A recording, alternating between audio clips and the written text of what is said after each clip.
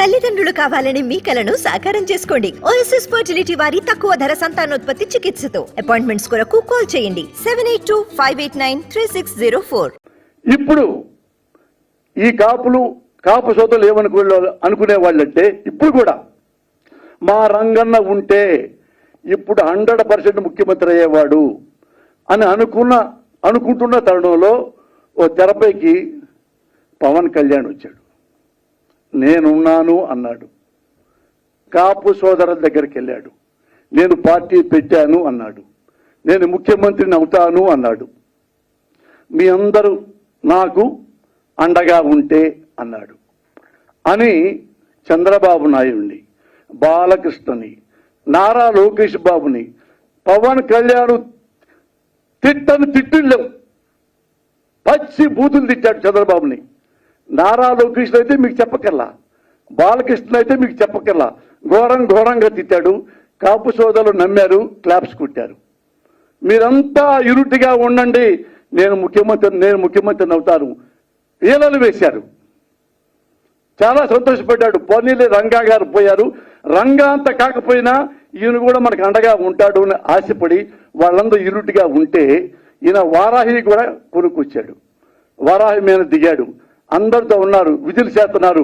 మళ్ళీ మీరందరూ యూనిటీగా ఉండండి, మన కాపులందరూ ఉంటాం సార్ మీకోసమే, నా కోసం కాదు, చంద్రబాబు కోసం.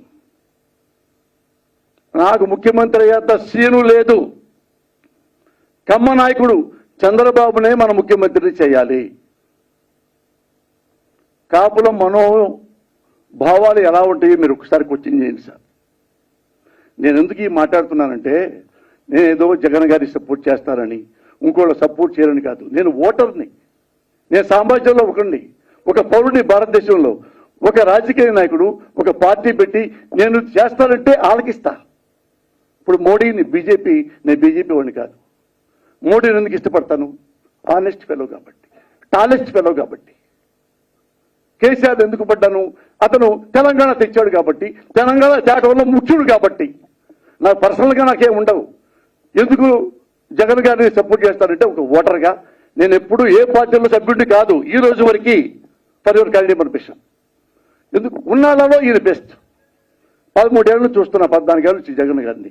ఉన్నాళ్ళలో బెస్ట్, అందుకే ఆయనకి సపోర్ట్ చేస్తున్నాం. అలాగే ఈ పవన్ కళ్యాణ్ కూడా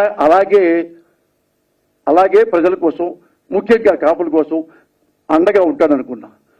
ఏ రోజైతే రోడ్డు మీదకి వచ్చి ఎవరైతే ఏ చంద్రబాబుని బూతులు తిట్టాడో అదే చంద్రబాబుని దేవుడని, కమ్మ కులస్తుడు, అతనికే ముఖ్యమంత్రి అర్హత ఉంది, ఆయనకే ఓట్లేని మన కాపులంతా.